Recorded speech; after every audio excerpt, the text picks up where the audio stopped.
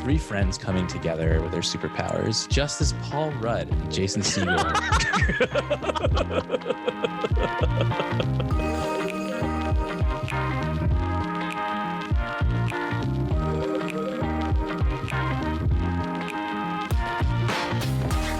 Welcome back to the show game.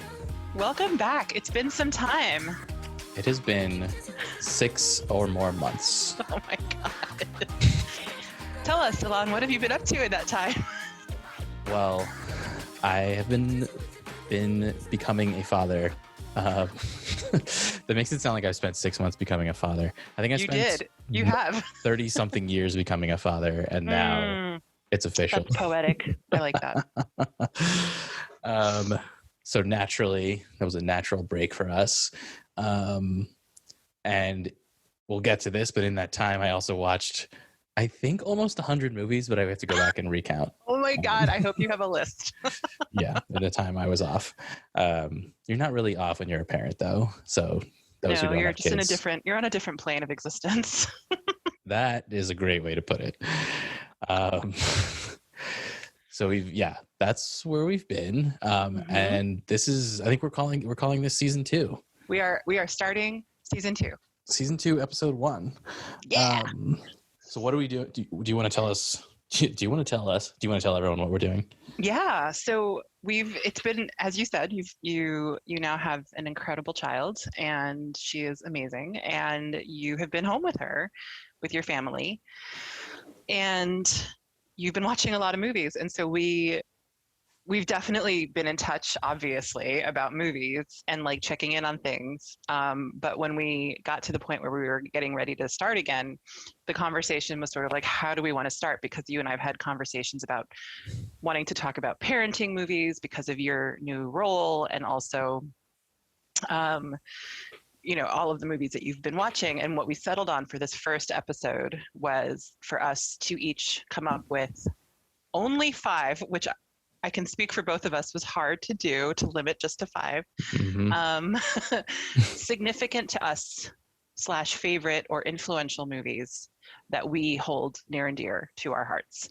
And that is what we're doing today. Alon, how many movies did you come up with for today? Okay, wait, hold on. I came up with 5, but then I saw your list and it instantly made me think of like 3 or 4 more that I wish I could do. But I think constraints are very important in any project. Yes. Because there are literally millions of movies to choose from at this point.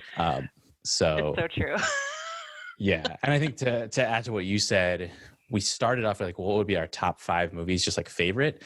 And I think we needed a more specific parameter, because I think I'm not one of the people who's able to say like, these are my favorite movies, because there are too many. Yes. And you have to define what favorite really means in order to come up with your top 5. So I think as you said, we chose to go with more of choose 5 movies that influenced you in some way, and or they could be your favorite movies, which I think my list does definitely have both of those parameters. Mine too. But the other piece of the criteria for this list was that we couldn't have something on here that we've already talked about exclusively, like on the podcast. Like certainly if it was mentioned, that's different, but it couldn't be like Tenet, because we already talked about Tenet, right? Or something that we've already kind of covered. So that was fun for me, because we do talk a lot on here about movies that we love. So it was sort of like just kind of zenning out and thinking about what are the ones that really, really rock my world. Yeah, I think I would have, to really feel like this was a list that I could take to a desert island for the rest of my life, I'd really have to spend weeks deliberating over this, but that would not have been fun. So this is a really good list, in my opinion. I'm very excited about my list too. I'm going to just put a pause right here for a second. Alon, I might need to pause for a second and sign for something when I see the truck come down the driveway. So sounds good. I just realized I forgot to say that before. Okay. I am also excited for my list. Why don't you start with telling us what your 5 were? All right, so my 5, and these are in no particular order except for the first one, which we'll get into. So my 5 are E.T., also known as Extraterrestrial, so 1982. Well, we'll get to listing all of the details. Zoolander, which came out in 2001. A movie called Brick, 2005, Mrs. Doubtfire, 1993, and I Love You Man, 2009. Awesome. My 5 are, in no particular order, Into the Spider-Verse, 2018, Chronicle, which came out in 2012, Away We Go, 2009, Traffic, which came out in 2000, and The Secret Life of Walter Mitty, 1947. I'm so excited to talk about that one, especially. But wait, so Me too. where do we get to start? I think we should start with one of yours. Go for it. Let's talk about, pick one that you want to start with, and then we can definitely volley back and forth. Okay, I'm gonna go with E.T. because to me that one is not first on my. It's not first on my list because it's my favorite, but it's first because it's the reason it's on my list is it's the first movie we saw on our VCR as kids. Yes. And yes. Yeah, go ahead. I'm sorry, Alana. I'm gonna have to pause right there. I have to call this delivery truck. I'm so sorry. No worries. Okay.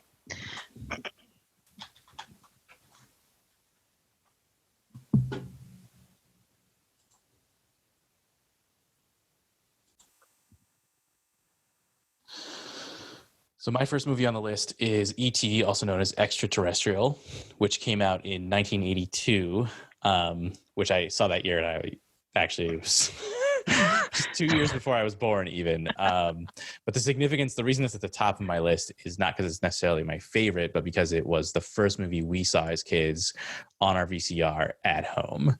Yeah. And I think about also now as a parent, like firsts and like things you'll see for the first time and what they might do to your brain or how they might influence you. And this film, for those who haven't seen it, I'm not going to spoil anything because I really don't want to spoil any of these movies, which will be difficult. Even though you've had 39 years to see it, people. But this movie is about an extraterrestrial, an alien that lands on Earth, and essentially the main character, whose name I'm blanking on because it's been a lot of time, Elliot. Wow, I don't know how I could forget that name. I'm super impressed right now. Well, he said it's one of the big, Elliot. Yeah.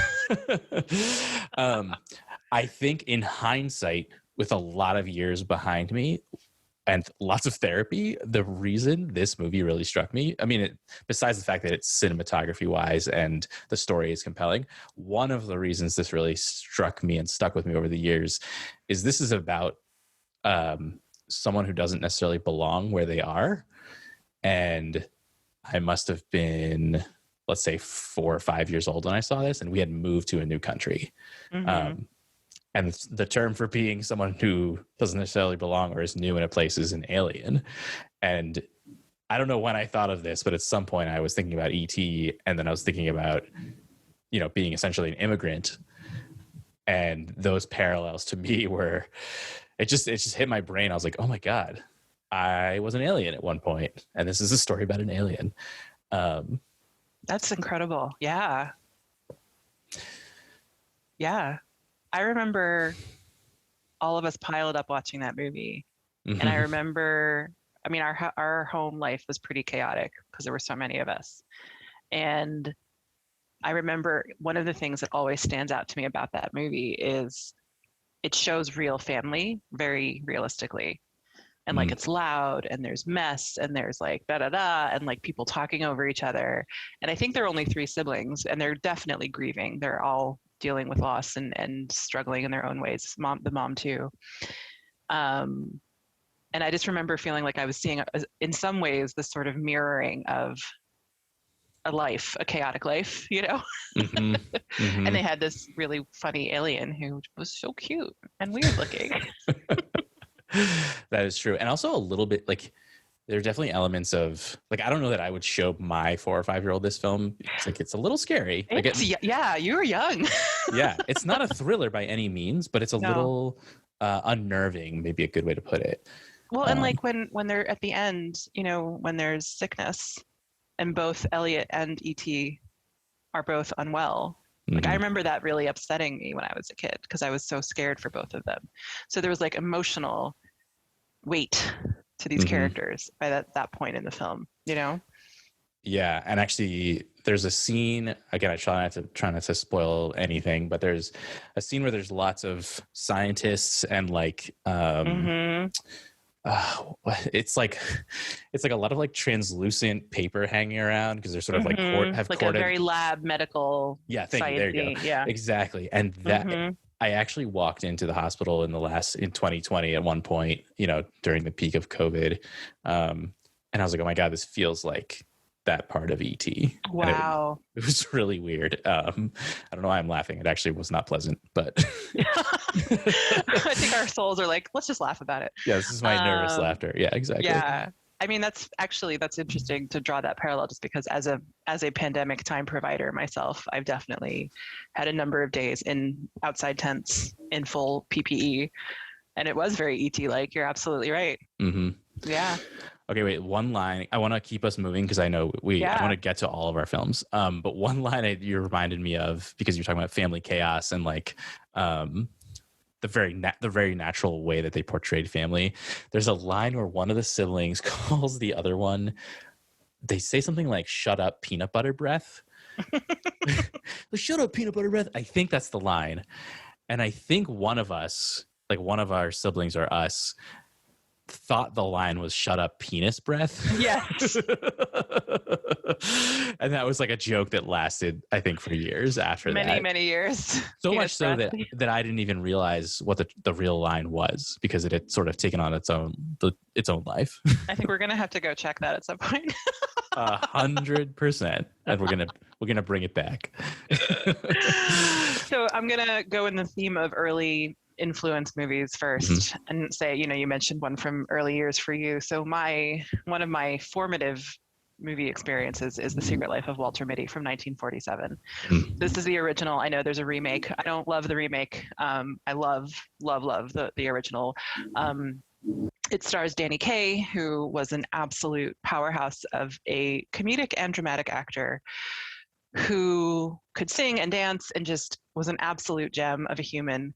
And in this movie, he portrays someone who's kind of stuck in his life and has this absolutely powerful, overwhelming world of imagination in his head that then starts to get blended as things get complicated in his life.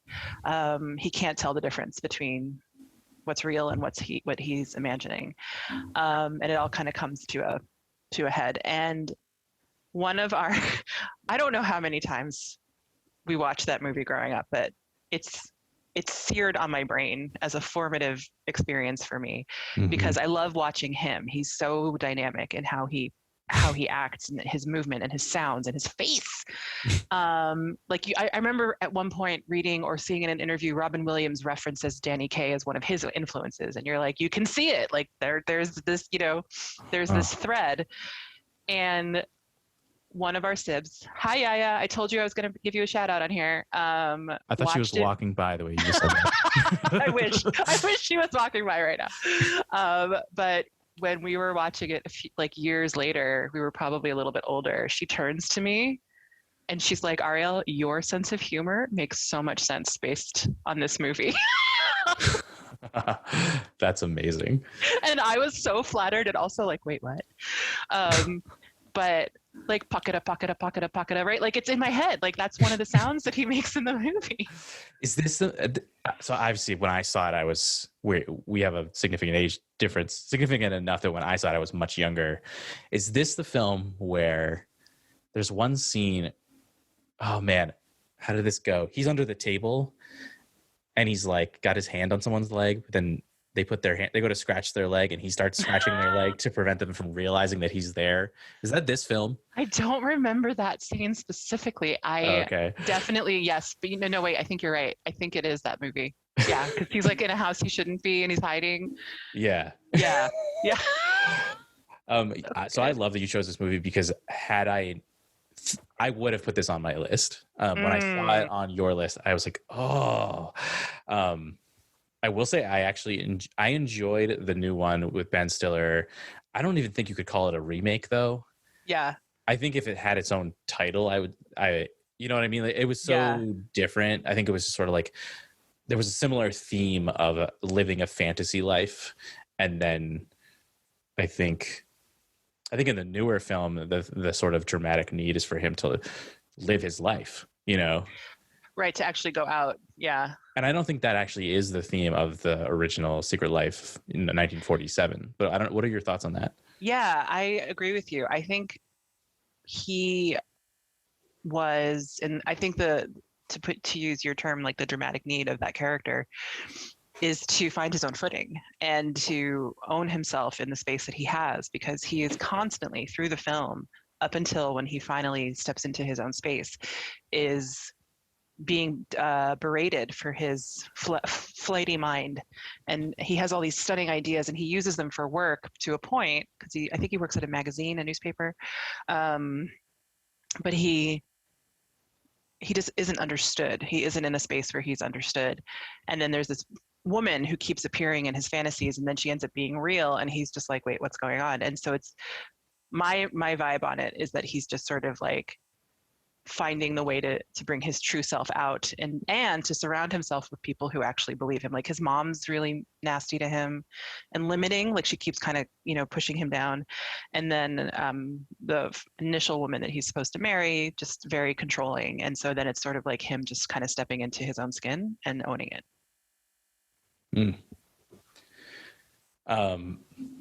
Have you seen the trailer recently for this one, for the 1947 one? I haven't. So in preparation, I needed to jog my memory, and I watched it. And it was, first of all, I don't want to go down the trailer rabbit hole, as we love to do, but it was fascinating because one thing they highlighted was that their sales pitch for the movie, and this is, of course, 70 years ago plus. Yeah. They were pitching it as you're getting 5 movies for one, basically. Which is so interesting. Because of his fantasies? Yeah, they were like, it was like Danny, and of course it was that transatlantic voice. It was like Danny Kaye as, and then it was like introducing each character that he portrays in the film. And I'm glad I've seen the movie already, because I was like, no, you're ruining the film. You're like, this is incorrect. Yeah, exactly. And also, we should maybe watch some more trailers from that era, because they also relied on like wordplay a lot. They were like, what did they say? It's K. It was like playing on his name, Danny Kaye. It was like Danny Kaye Lossell. And I was like, oh no. Yeah. It's like, what is happening right now? Oh my God. That's so funny. Yeah. Oh, we'll have to do that. Yeah.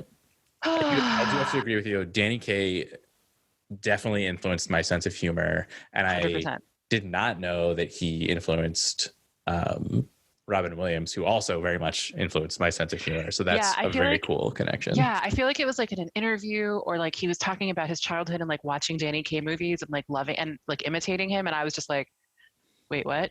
This is amazing. I think there was a scene. Go ahead.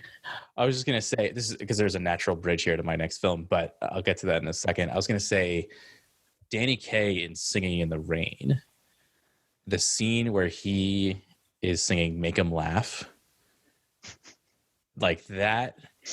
I don't know. I wanted to like live in that scene. I wanted to I was like, I want to be him in that scene, because his slapstick and his humor were just amazing. He's so good. He's so good. Ugh, I love him. So wait, what's the transition to your next one? Is it okay? Wait, I think I know which one you're going to. Well, so I'm going to go in order, which is helpful for me because it actually makes sense thinking about different eras of my life. But the next one's Mrs. Doubtfire. That's awesome. That's awesome. Yeah. So that's 1993. We're jumping ahead many years, but neither of us were born in 1947 anyway. So. Mrs. Doubtfire came out in 1993. This is Robin Williams. And essentially, for those who haven't seen it, I'm going to read the IMDb description. After a bitter divorce, an actor disguises himself as a female housekeeper to spend time with his children held in custody by his former wife. Let's just, before you even go any further, held in custody. Yeah. Wow.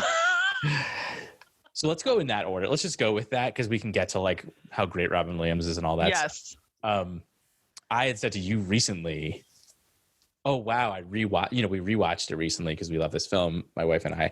And I had said to you, watching this as a parent, and like even and also today, because this came out a long time ago, is Mm-hmm. very different. I mean, even as you just pointed out, held in custody by his former wife, like it makes it sound like this guy had no power and no agency, Mm-hmm. and like his evil wife stole his children. Who wants structure and routine? How dare you? Yeah. Right. And so he gets into hot water and all his antics because he's well, I think it's kind to say he's doing his best, and also he's more focused on having fun than being a parent. Do you think that's a good way to describe it? Yes. I'm simplifying, but I think he is a man child. yeah. Yeah, and he kind of forces his wife in that, not forces, yeah. Well, he corners her, right? by not taking responsibility, he forces her to be the responsible one, is how I would put it. Yes. To the extreme. Yeah. Yeah, I think that's what I didn't like later on rewatching this, was that she's made into this villain. And it's like, well, if you actually know anything about psychology and families are systems, and then everyone's contributing to that system in some form. And so obviously when you're watching a Hollywood movie, things are a little more lopsided and you're choosing one person's perspective oftentimes. I don't think it needs to be that way, but I think that is the way stories are told oftentimes. But going to the lighter side of things, I think the reason I chose this film is Robin Williams. I was never a fanatic of anything or anyone, really. I feel like people had their bands that they were like, this is the best band ever, or like, this is my favorite actor. Robin Williams, though, really was, for me, my favorite actor. His range, and I haven't even really, I'll admit I haven't explored his full range. I know he's been in a lot of dramatic films. Boy, yes. Yeah. Yes. And I've seen some of them, but his range is unreal. And his energy, I mean, he's a legend, Well, and like his brain processes so quickly. Yeah. That he can do things that other people simply cannot do. Yeah. One thing I recommend people watch, I mean, obviously this film, but I think watch the Inside the Actors Studio interview. Oh my God. Yeah, with Robin Williams. Once, it's not a spoiler, but more like James Lipton was an amazing interviewer. He Inside the Actors Studio is a class held at, is it NYU? I am embarrassed to say I don't know where. We'll say it's in New York, and someone else can look it up for us so that we don't divert too far from our narrative here. But it's a class, but James Lipton would bring famous actors, and he had this skill that he had honed over years of being able to get them to really open up. Not the surface level things you see every day on like YouTube. With his pile of blue cards. Like he always had his pile of interview cards. Absolute master. Yes. Yeah.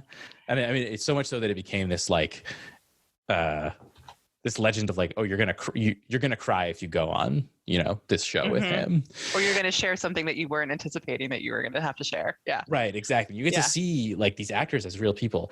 I think Robin Williams was one of the few who actually successfully sidestepped this. Not only, I agree with you 100%, not only did he not divulge anything that he didn't want to, but there were a number of times where he answers by performance. Like he doesn't actually use words. He just starts jumping into whatever. Do you know the story about that episode? Do you know what happened?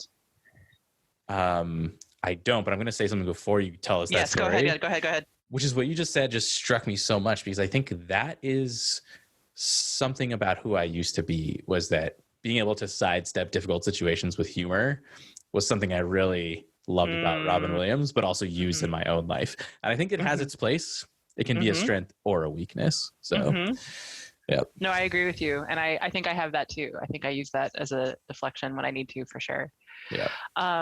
So there are a lot of significant things about that episode. And I think you and I have to watch it at some point together and just cry from laughing so hard.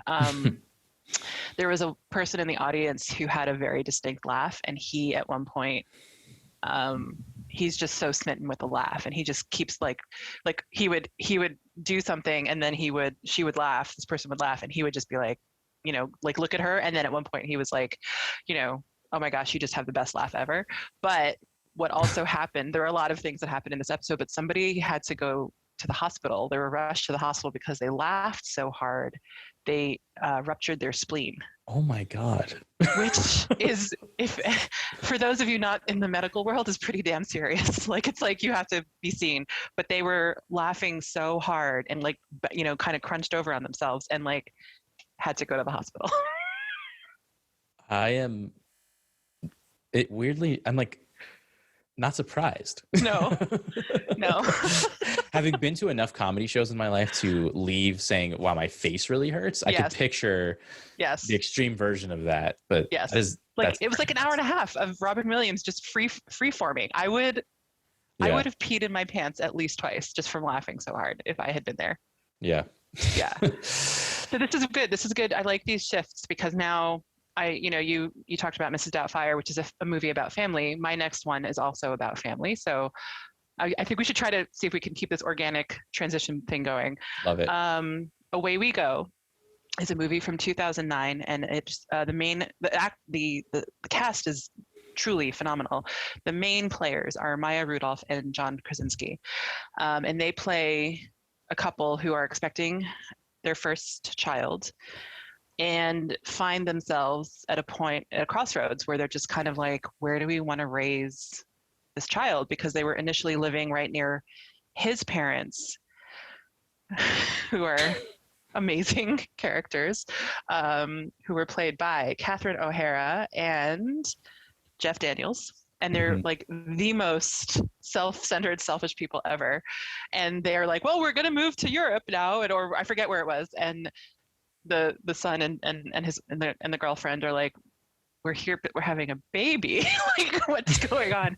And so it's this film of a journey of what home means and what family means. And they go on this almost like mini odyssey of checking out different locations and different groups of people that they are connected to in one way or another.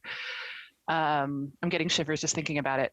To find where they want to be, what do they need to make a home for themselves? Because they're also not married, and it's a point of the story that I won't get into, where Maya Rudolph's character will not get married, and there's a very specific reason why.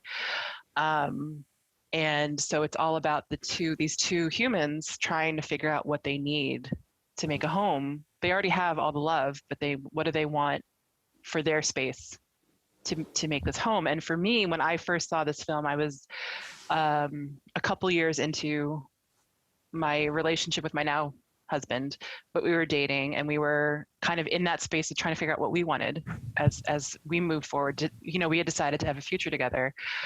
And then this film, and the film is so real, so funny, so cringy, and so beautiful, and the music is stunning. And it just feels like one of those movies where they just peeked into real life and did it beautifully. So I haven't seen it. Oh, you have to. And I watched the trailer before we started recording. And I can give very few movies the honor of saying that the trailer made me tear up. And this trailer, I was watching, I was like, oh, this is so, I mean, what you said, they peek into real life. And I also think there was something about this, like what we talked about in our first episode of the tension between like very real, difficult things and also the ability to have some sort of like lightness at the same time. And that it's not that is what life is, like it's not one thing, that it's all these things together happening, in concert. So I do need to see this film. We might need to talk about it on an episode, because I love it so much, and I'm so excited to hear your thoughts on it. And you need to know, I'm going to just leave you with this little teaser. It has one of the best openings to a film ever, period. Oh. In my humble opinion, it was completely fresh and unexpected. And I was like, did they just do that? And I was already in love with the characters after that scene. Like, it's so good. The last time you told me that a film, I'm like 90% sure this was you. That I'm gonna go a little bit on a tangent here. Okay. But this like struck my brain. You told me to go see a film, and you said the first 9 minutes are silent, and the film. It was like 7 or 9 minutes. The film was with Viggo Mortensen, and it was A History of Violence. And when you tell me to see a film, I actually generally sometimes it works out great, and sometimes it's a mistake that I don't just watch the trailer first. I didn't know what the movie was about. Oh no. And so I took my friend, who I won't name because I don't know if she wants to be named in this podcast, but I took my friend, and we get in there, and I think this came out. I was in college, and we're sitting there, and the theater is silent, and the film is silent at the beginning because that's like a dramatic choice that the director made. And about 4 minutes in, my friend turns to me and very loudly, but in a whisper voice, goes, "Elon, is this going to be one of those dumb artsy films?" Oh my God. Because she hadn't done her research either. So like I just said like, "Hey, we should go see this film." Like it just came out, and it was like, great. We got shushed, I will say, a number of times during that movie because at one point there was an action sequence that she loved, and she did that thing where she had her hand over her eye, but she had like made a crack to see through. Yes. And when the action sequence was over, she like clutches my arm and goes, "That was perfect." Oh my God. Sometimes the film is about the experience of seeing it. It's all about the experience. Yeah. 100%. Oh my God, that's so funny. So in my head, when you quoted your friend, all I could hear was, "What is this? A school for ants?" Which might need to be your transition point. You don't have to use it though. That is my next film. Well, I felt a lot of pressure because you said, let's try to keep our organic flow going. And I was like, okay, so I need to transition from a movie called Away We Go that's about family to a movie about male models. And here you are. There's no transition for that one, I don't think. No, there isn't. No. So my next film, Zoolander, came out in 2001. I was about to go into college at this point. I've said this to you before. I might have even said it on the podcast. I don't know that I even laughed while watching this film. That doesn't mean I enjoyed it, but I don't think I laughed. Right. But then for years until today, I still quote it. We still quote it to each other. We still reference it a good amount. It's like what's the word I'm looking for? Like a cultural phenomenon. Like it's like you make allusions to it, I'll read the IMDb. It's like less than 10 words almost, but the description. At the end of his career, a clueless fashion model is brainwashed to kill the prime minister of Malaysia, or as Zoolander calls it, the prime rib of Propecia. So I chose this movie. One, I was just sort of, I was continuing in my love of comedy films. I don't think this was the first movie I saw Ben Stiller in, but it was definitely one that like I had never seen anything like this. It was just so out there. Owen Wilson's in it, who I also love. Ben Stiller's wife is in it. I believe her name's Kristen Taylor, but I think you're right. I'd have to look at it. Yeah. Yeah, that is her name. Will Ferrell, of course, has to be mentioned. Jerry Stiller, especially a Stiller family movie. Who else that? And then there's also just I don't know if all the cameos, everyone, the million cameos. Like David Bowie's in it. David Bowie, Paris Hilton, Heidi Klum, Lil Billy Kim, Zane, yeah, Billy Zane. Is it Natalie Portman in it? Probably, yeah. I think. You know what she is, because they do this series of interviews with people at the beginning of them talking about Zoolander. Sort of setting him up as this fashion or this modeling icon. I'm not even going to try to list. There's a million people in this film. So many people. Yeah. The other thing I was going to say about it is now falling out of my brain. I think the other reason that this film is on my list is just Ben Stiller's commitment to this character. You know what I mean? Like, Yeah. it's so weird, and like, it's not a good film. Like, it's not like good in the sense of like, oh, I felt so many emotions. It's good for what it is, which is kind of a dumb comedy. And he commits to this character of Zoolander full force, you know? Yes. Yeah. Similar to like Austin Powers, you know, and like Mike Myers' ability to just go all in on these various characters. I feel this is superior personally to Austin Powers. I feel like this character was just, I mean, Austin Powers is its own flavor for sure, but like, like, I don't know. There was just like everything about Zoolander was so utterly ridiculous, but it's like you believe him because he's so genuine, you know, about it. I mean, when you're talking about the interviews, I remember that line. He's talking to somebody at a party. I feel like maybe it was Natalie Portman, but I'm not 100% sure. And he's like, I'd like to keep talking about this conversation. I just love it because it's so dumb. Yeah, there's so many lines like that if you're not paying attention, you'll miss like how it's like so simple yet so funny. It's so funny. Like, we still quote merman to each other. Merman. You're dead to me, kid. You're more dead to me than your dead mother. Also, I can't believe this movie's 20 years old now. Like, that's just surreal to me. Oh my God. Yeah. I don't even want to talk about the sequel. I'll just say I actually forgot there was one. That's so funny. I did too, because they did a great job, like in the sense of making the sequel to Zoolander. I think it shouldn't have been made, basically. So man, everyone, I keep scrolling through this list of actors. It doesn't stop. Anyway, I'll stop scrolling through the list. So yeah, it's a great film. I think this is the kind of movie that you can't watch by yourself. So people listening to this who haven't seen Zoolander, just call me. We'll watch it together. We're both available for this endeavor. Yeah, for a screening of Zoolander. No, you need to watch it with your friends, and you need to fully embrace that it's how you need to suspend your disbelief times 10, and just like commit to the movie the way Ben Stiller commits to the character. The last thing I'll say about it is I have to double check this fact, but I'm pretty sure Ben Stiller developed this character on is it In Living Color? Was he on that? I thought it was it SNL? Well, it was one of those two. Well, okay, how about I don't just spit false news? Ben Stiller developed his character before the movie, long before it. It was like this sort of throwaway character that he had made up, and then somehow this got turned into a movie. So I just loved finding that out after the fact. That's awesome.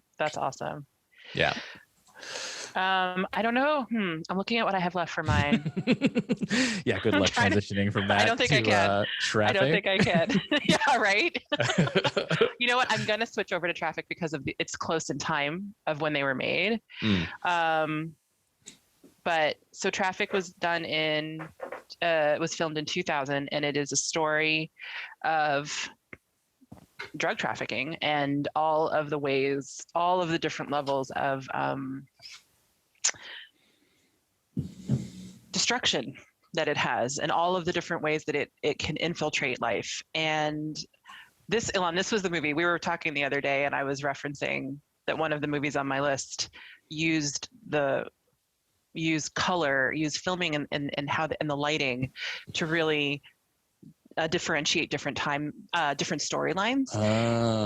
And this was the one. And so there are storylines that occur with a certain set of characters, and the lighting is always very cold and kind of has a blue hues to it.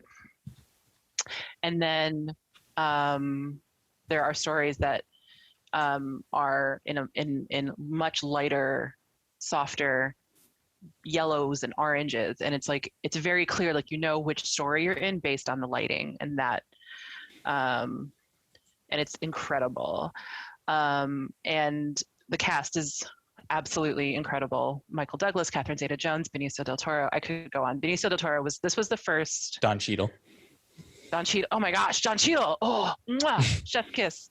So good. I feel like Benjamin Bratt's in it too. I think he has a very small, creepy role, if I'm remembering correctly. And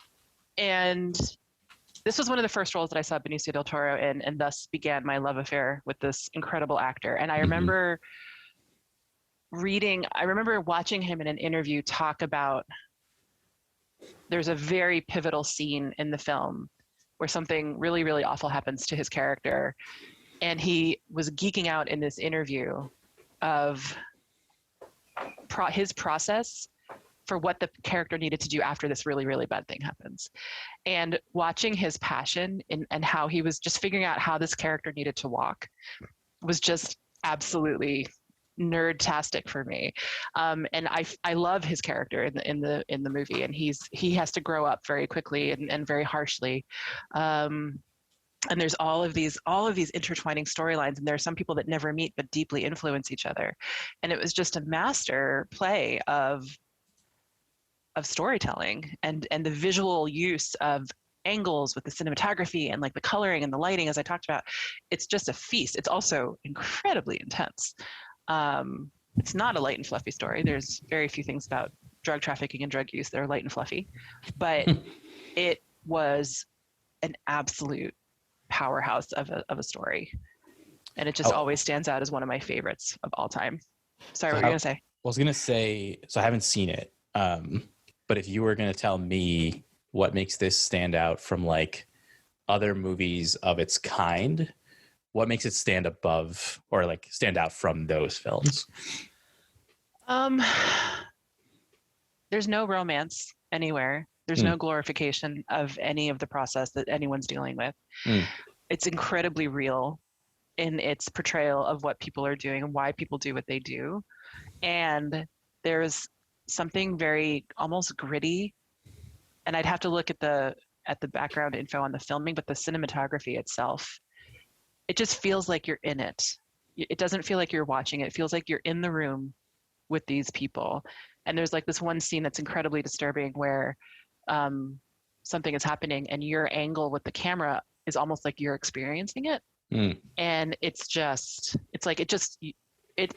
very immersive film experience. Solid answer. Yeah, thanks. Yeah, I watched the trailer for this as well. I watched all the trailers for the movies that you had, unless I'd seen it. But I haven't seen this film, and I watched the trailer, and what you said about being a feast, I was like, this is like someone's. I think it was more about the trailer edit than the film itself, because I was like, this is overkill. I think they were trying to cram as much of the film in as possible without. Like I was watching, I was like, okay, so it's about drugs, but that's all I got from the trailer. I was like, it's about drugs, and there's a lot of great actors in it. That was like what I learned, which is maybe what they were going for. They're like, yeah. So. I mean, if you like you mentioned Don Cheadle, like his character's story arc is just so incredibly intense and powerful and amazing, and like his follow through is just amazing. And then the Benicio del Toro's character, like it's like they could not have done this film enough justice in the trailer because it's so rich. Yeah. Well, the next movie I'm going to talk about is about drugs as well. I mean, here we are back in the shifts. So this is a film called Brick, which I did mention in a previous episode for those who are paying close attention. So Brick was directed by Rian Johnson, also who directed our first film, Knives Out. Was that our first film? Our first one was This Is Where I Leave You. I think Knives Out was second. Ah, you're right. I know my own material. This was directed by Rian Johnson, who directed Knives Out as well, but this is predated by many years. A teenage loner pushes his way into the underworld of a high school crime ring to investigate the disappearance of his ex-girlfriend. The reason I chose this film, so it has Joseph Gordon-Levitt and a bunch of actors who I actually don't really know too well. But the reason I chose this film, as I've said, I think I've said this before, but I was studying film in college, and my friend said, "Hey, do you want to go see this movie, Brick?" I was like, "Sure." Don't know anything about it, and I apparently am just showing in this current recording that we're doing right now that I like to just fling myself into films without doing any research sometimes. But we drove like 2 hours to see this film and like Whoa. made it just like, well, because we were coming, like the only place that was showing it was a small like indie theater essentially. And so we drove 2 hours to see the film and made it like just as the trailers were ending, which sucks because like trailers are one of the best parts of the film. Like, why would you even go in? No. Yeah. Well, the best part's over. No point in go buy some popcorn, I guess. Yeah, exactly. What I love about this film is one, the pace.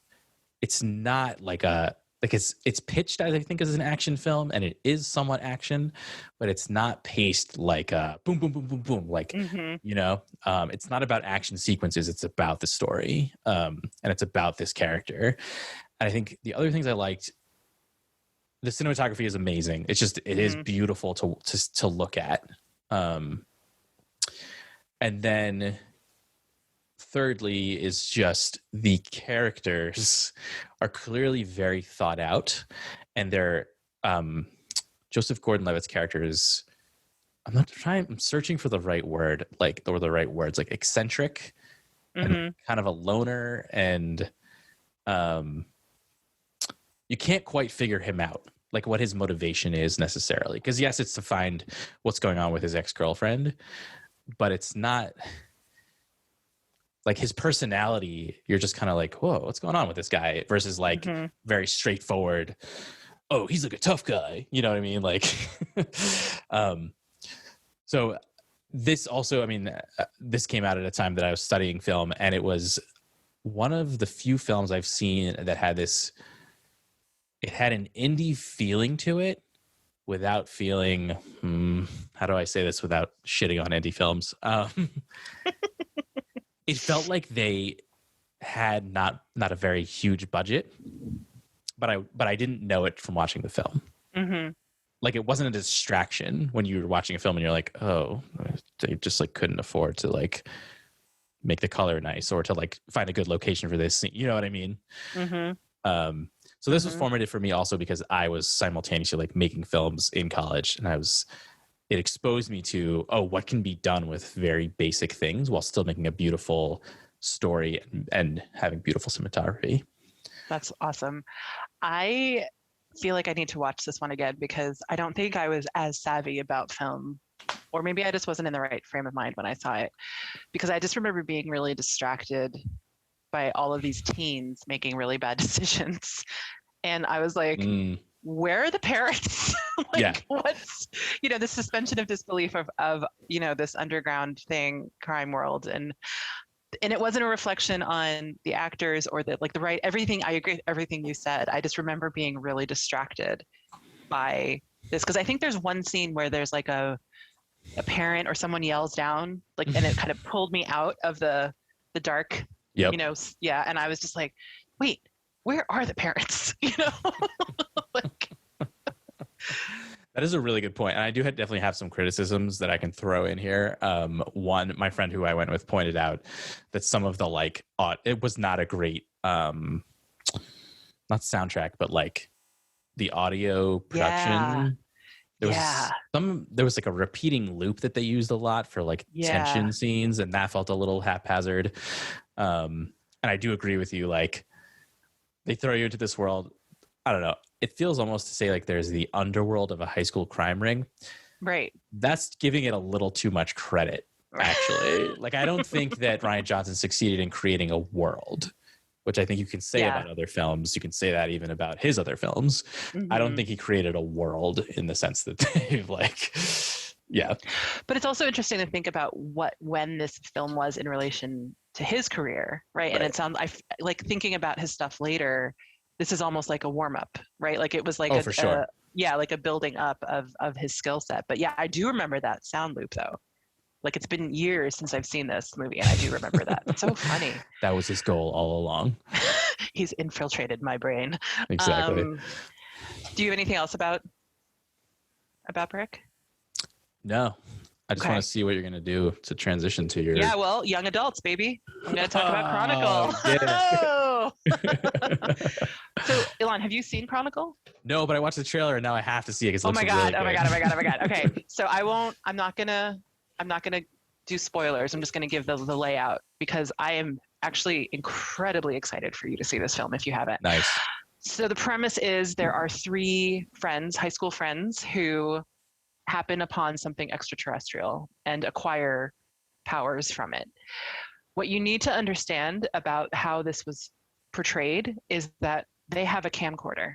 So the film that you're seeing is from them recording it. So you're in that that's your entry point into this story, and anything that you see in the film is being filmed by someone in the story.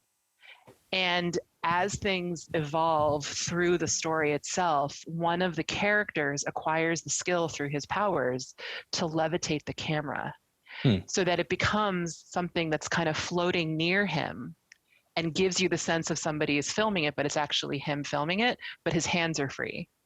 And I mean, it's there in the name, right? Like they're chronicling what happened to them.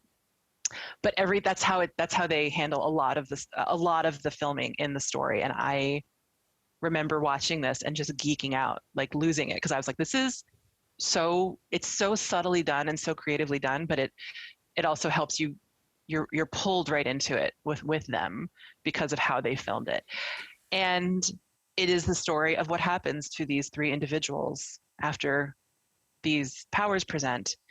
They are all dealing with their own lives. They have their own things happening. And it is what happens when these powers are now present in that space of not easy high school life. Mm-hmm. One of the characters in particular is really struggling with being bullied and stuff like that. And you know that line from Spider-Man, with great power comes great responsibility. This is them trying to figure out what that means for them. And it is so well done. And I am so excited for you to see it. Yeah. Well, to give some context, I think too, to the year. So it came out in 2012, and this idea of using a camcorder to chronicle, I feel like that would be the end of people using camcorders, or actually maybe even a few years before that, you know. I forget when the first iPhone with like real video capability came out, you know. Today, like you're just like, oh, so they chronicled it on, so what? But it's like, well, actually that's a pretty novel thing for its time, because you couldn't just whip out your phone and start filming everything. Right, but also it's as a storytelling tool. Right. In the context of the film, really, I just loved how they used it. It was so cool. Okay, wait. So if you were to contrast this, I haven't seen Blair Witch Project, but if you were to contrast, right, and even the title now makes people laugh, because Blair Witch Project was a thriller from 2000, I think, that did this similar idea, right? This is people in the woods, they've got a camcorder and they are recording, and the idea is like they are filming themselves like horrified, and the shaky camera, and like the terrible angles like up at their face, you know, from down below, the washed out, whatever. If you were to contrast, because it seems like they did similar things with this concept, but that Chronicle pulled it off successfully, and that Blair Witch may or may not have. Yeah, so I haven't seen Blair Witch. I have no intention of it, because I tried to watch the previews and they made me nauseous. Yeah, that's one thing. The use of this in Chronicle is predominantly to help carry the story. Like they are chronicling what they're doing.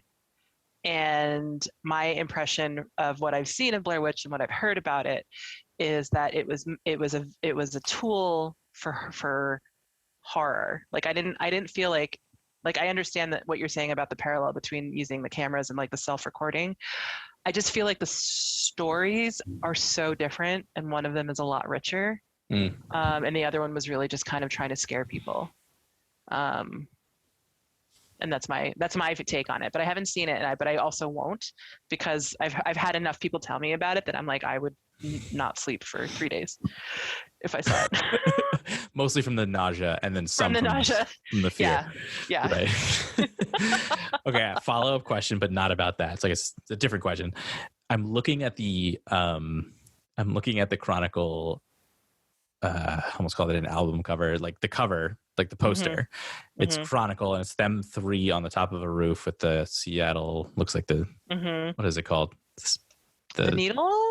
I think it's Is the it the space. The needle. space? Yeah, I think. we don't know Yeah. anything about Seattle. Sorry, Seattle. Anyways, it says Chronicle, and it's them three in the Seattle, and it says "Boys will be boys." Ew. So one, that phrase is horrible, and we should get into that in a second. But two, Ew. it's just so it seems so like far afield from what this is actually about. Oh my God. I didn't. Yeah. Oh, I did not know that. That is, wow. Interesting. Okay. But based on your reaction, it sounds like that's like not even related to the story. I don't at even all. understand what that has to do with anything besides the fact that I guess they all identify as boys. like, I mean, they're all high schoolers. They're dealing with high school stuff. One of them Mhm. is really, really depressed and angry. And it's almost like they're implying that what happens is okay because they're boys. And I'm just like, that's better be tongue in cheek because wow, no, like, yeah. Huh. That's a bad tagline. I do not like that. Yeah, that is weird. Hold on, I have to pause for 1 second. Okay.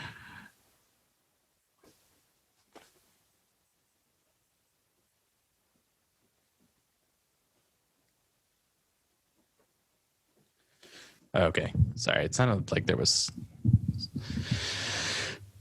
just the rain, but it sounded like there was like a hamster on a wheel or like a dog eating something. Who knows? Are you still there? I'm here. Sorry. Oh, okay, cool. We're good. Okay. I'll have to edit that part out. Okay. No, it's all good. Yeah, so we should definitely talk about Chronicle once you've seen it. And I can't believe that tagline.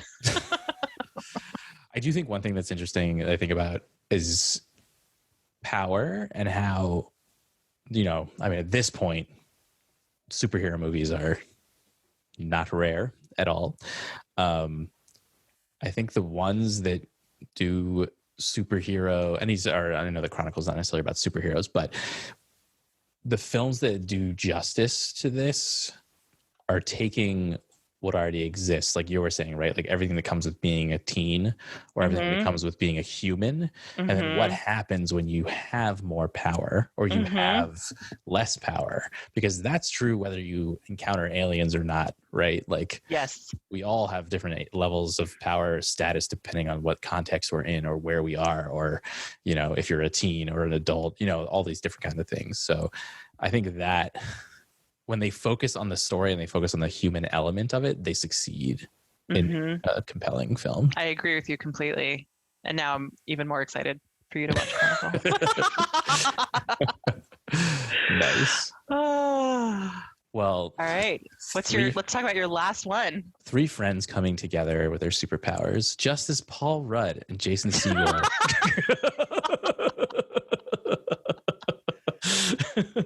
So I will say I have not seen this one yet. Interesting.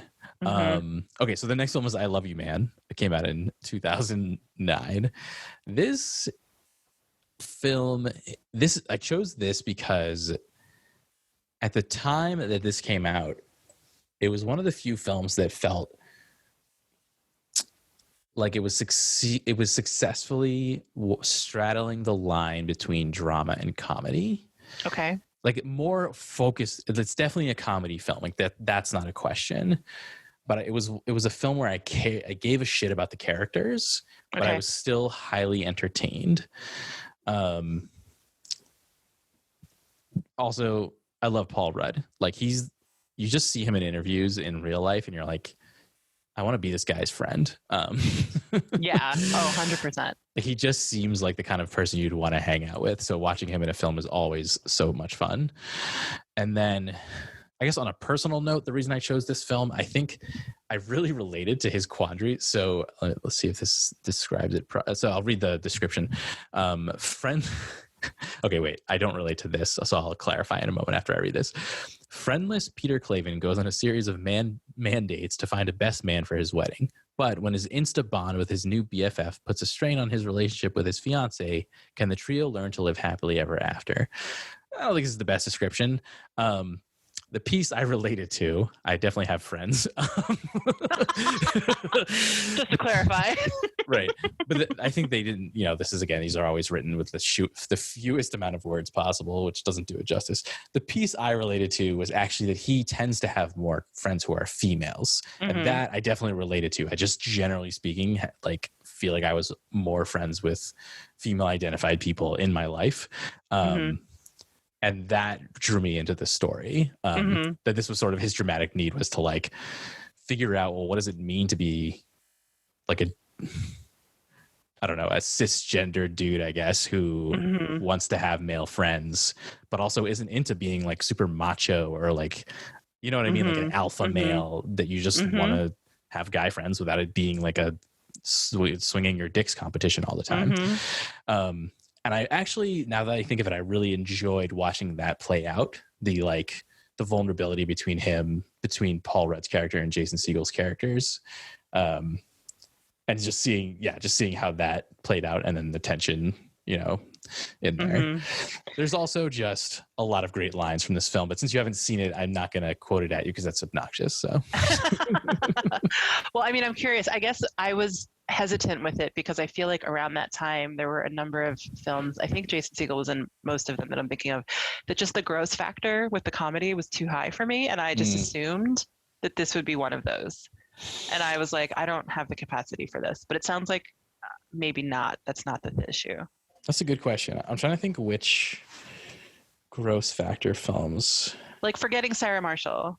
I just feel like there was a lot of icky, like the humor gross out factor. I don't know. I just feel like there were a number of films around that time where I was just like, I don't think I'm the person for this film. Like I just, I was worried that it was just going to be like bro dude gross weird shit, and I was like that's fair.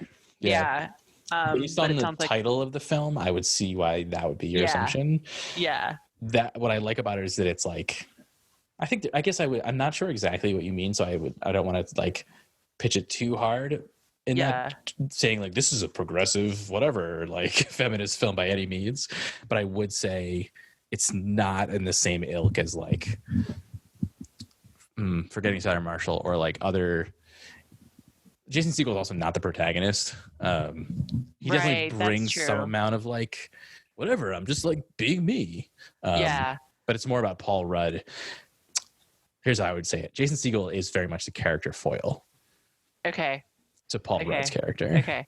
I mean, Paul Rudd is so, as you said, like, you just want to hang out with him. Like, I think I love Ant-Man. And Ant-Man and Wasp because he's so great. He's just one of the more relatable Avengers because he's not ragingly depressed. He's just trying to figure life out. And he just brings so much humanity to his characters that I'm excited. Now I'm like, okay, maybe I'll have to watch this because I do love him. Yeah. So. And I also have to, of course, Rashida Jones is great. I forgot she was in this. Okay. Yeah. We've been off on like a longer thing about sort of different themes of the film, but Rashida Jones is in it. She's great. Jon Favreau. Okay, now I need you to watch it because there are I have to watch it. There were people in this that I was tracking. Okay. There are some scenes that we need to be able to quote. So okay, excellent. I think we've identified some future episodes on this episode because of things that we haven't both seen. That is a good point. So I'm going to switch over from. No, I can't do it. There's no transition point. So, Paul Rudd was Ant-Man, and Ant-Man at one point meets Spider-Man. Yes, nicely done. I wish you could see the way I'm smiling. It's a very shit-eating grin smile. So my last of my 5 is Into the Spider-Verse from 2018. So I remember when this movie came out in the theaters, and 2018 was a very busy year for me. There's a lot going on. We had just moved and I had a lot of professional things happening. And like, if I look back on my timeline of what all the projects that I was doing outside of my full-time job, 2018 was a little bit bananas. And I remember hearing about this movie coming out and people nobody said anything bad. Like everyone was just gushing about it. And I didn't quite understand, like, at first what it was about, but I was like, okay, it looks like it's animation. Cool. I love animation so much. I love comics so much. Like, all right, I don't think I watched it until 2019. And I watched this movie and finished the film and was like, well, I need to, in this order the soundtrack, download the soundtrack, and watch this movie again because I am completely overwhelmed by how good it was. And it is visually, the animation is just incredible. The style, the way that they incorporate, the way that they explain what's happening through the story with the different types of animation styles that are happening, and like the idea is that there's this sort of multi-universe crossover. All these different Spider-Man or Spider people, Spider beings from different universes all converge in one place, and they have to kind of help each other. And there's the new Spider-Man who's coming into his own space in a very gloriously awkward teenager way. Like, it's just so great. And the music makes me want to cry. It's so good. It's one of the best soundtracks I've ever heard. And I love music in movies. And it holds the space of comical and dramatic and beautiful and heartfelt. Everything landed, everything. It's just like a masterpiece to me. And it's like one of my go-tos if I just need to like feel better about things. Like, it just makes me excited for creation, because one of the themes of the film is the new Spider-Man. So Miles Morales, I believe that's, I'm hoping I'm getting that right now because I'm doing this on the fly. His whole thing is like, anybody can be special. Anyone can be Spider-Man. Like, the whole point is that it's attainable by you if you want to be the best version of yourself. And there's this one scene, there's so many scenes that just, I want to freeze frame them and plaster them on my walls. But there's this one scene, I think towards the end, when he's jumping, or he's kind of figuring out his rhythm with the jumping and the swinging. And you're following him through the shot, and it's inverted. So the ground is above. It's like he's jumping towards the ground that's facing up, but he's actually upside down, and they've just kind of turned the entire shot around. Mm-hmm. And I need to find a print of that, because it's just I just absolutely love it. But it's, in my view, it's just one of the most perfect films, and it has everything that I hold as important in a film. And it's just so beautiful to watch visually, and like, there's so much of a story, and I could go on, but I just love this movie a lot. All right, here's my recommendation. I agree with the things you've said. My recommendation is, if you have a child and you are up at 2 a.m., do not watch this film. Do not. At that time. No. You recommended this film to me, and I, of course, watched it because you spoke so highly of it. In hindsight, the animation style is unreal. Sony has sought to patent the animation style. I don't know if they've succeeded in that. Oh, wow. I forget, they have a specific name for it also. Because of the state, not even because of the film, not about that, but because of the state I was in when I watched it, I was like, oh God, my brain is going to explode. It's like nonstop, which I do think it's funny, because I was thinking about it. I was like, I'm surprised that this hasn't been done sooner. Mm-hmm. Like, they've had the technology to really like push this, animation to farther limits. Mm-hmm. And yet I was reading something recently about this film, and it was saying something like, we were going to the other end of the spectrum from like very precise CGI, like clean looking movies. Like, think about a Pixar movie. Mm-hmm.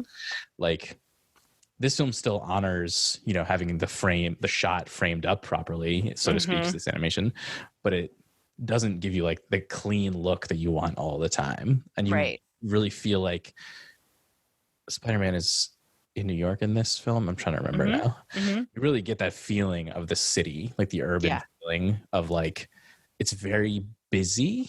Yeah. And yet it adds to the story so much. So 2 thoughts on that. One is, I think we talked about this, but another movie that I absolutely love is The Mitchells versus the Machines, and that's the same animation studio.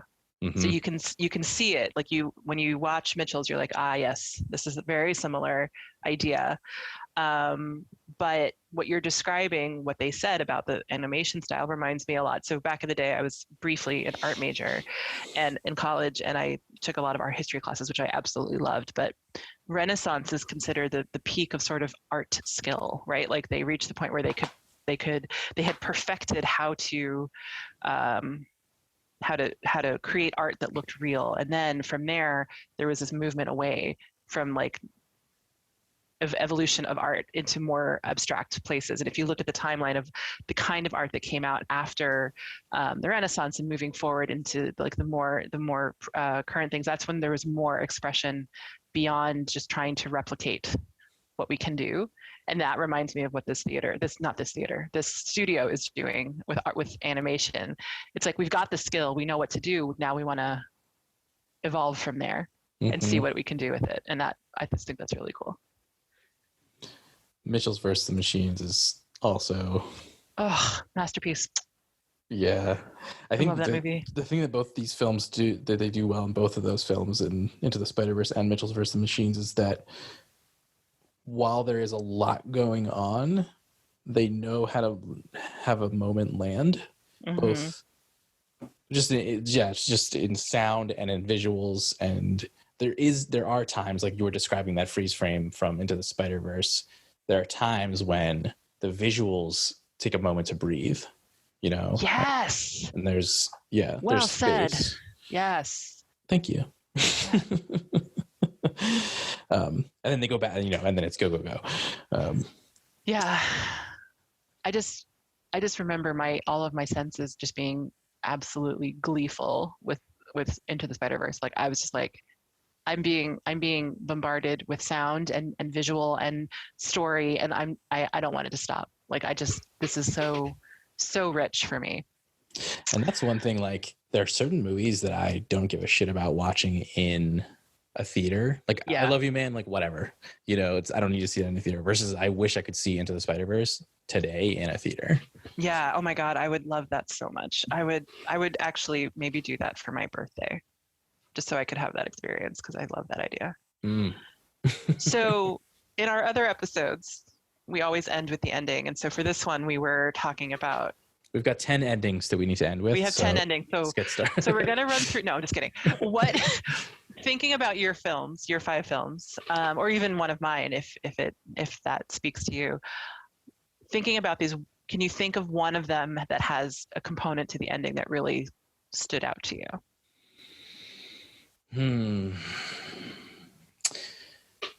I mean, yes. I don't want to spoil any endings either, though. So I'm like debating. Although we've decided that we're okay with spoiling endings on this show. I feel like we have that sort of prerequisite for this project. Well, I think one thing I think about is you were talking about Away We Go, and I haven't seen it, but I do know that, as you said, it's about searching for home, like, and what does that mean? And that's actually a theme in E.T. That's also a theme in Mrs. Doubtfire as well, in a sense. Not so much necessarily the search for home, but sort of maybe defining what home is in a family that's split. I just think it's interesting because we do always have some amount of things that are about family, because we are family. What? So I don't have a beautiful way to tie this episode up with something about home, but I think that's a theme that I've been thinking about. And maybe I would actually be interested to hear if you have other themes that you think came up throughout this conversation. Yeah, I mean, it's actually funny, and also not surprising, just because of how our brains mesh together. But I meant to say this earlier, and I don't think I actually said it.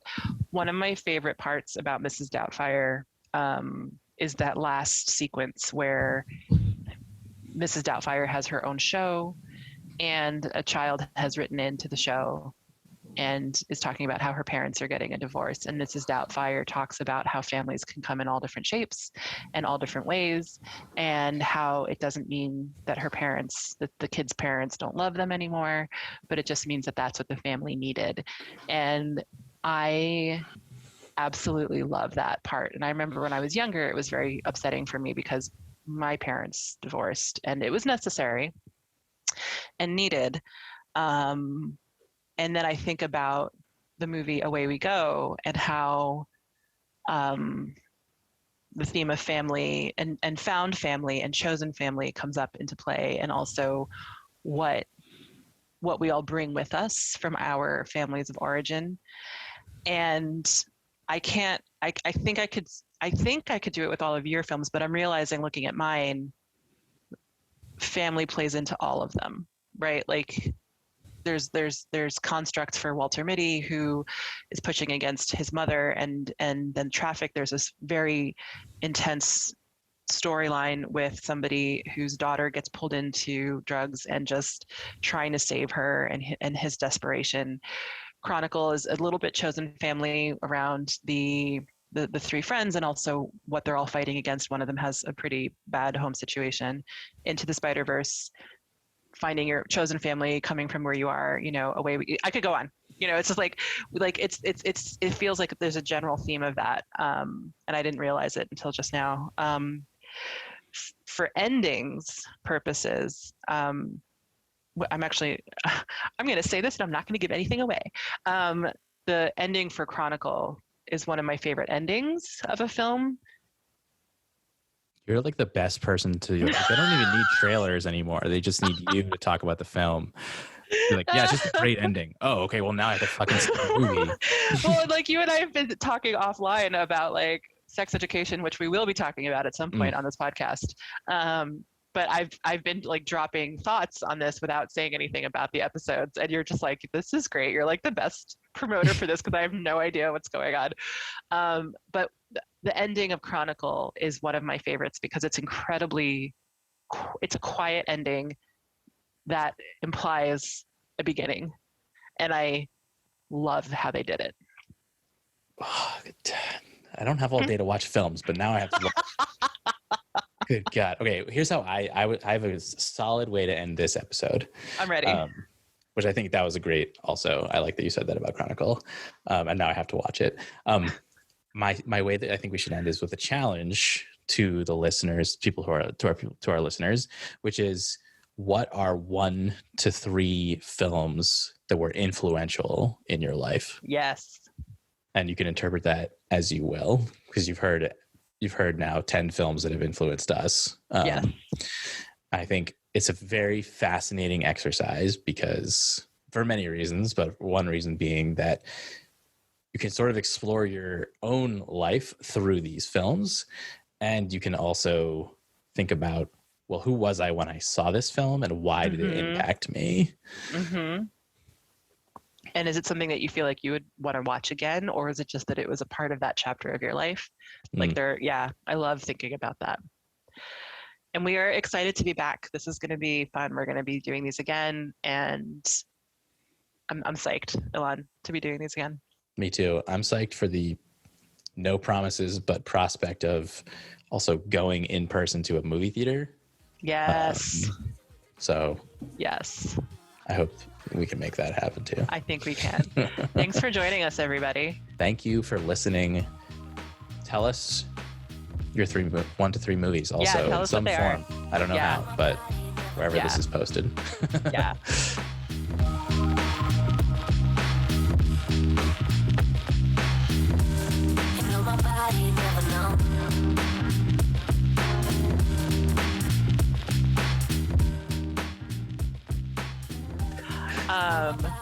Ilan, I'm going to say this and you can decide if you want to keep it in or not. Okay. I have bad news for you. What? No. Danny Kaye was not in Singing in the Rain. You're thinking of somebody else. Who the fuck? His name is Donald O'Connor. When you said that, I was like, yeah, he was really great. And then my head was like, I don't think he did that. Cosmo Brown was played by Donald O'Connor. Oh, they look so similar. They do look similar. They do. Son of a... Okay, Yeah. I'm not going to swear because I might just... Okay, so every episode has me saying something incorrect. But it took me a second too, because we were just going down memory lane and I was like, yeah, wait. Okay, I'm leaving this in because I think it's fun for me to have some amount of humility.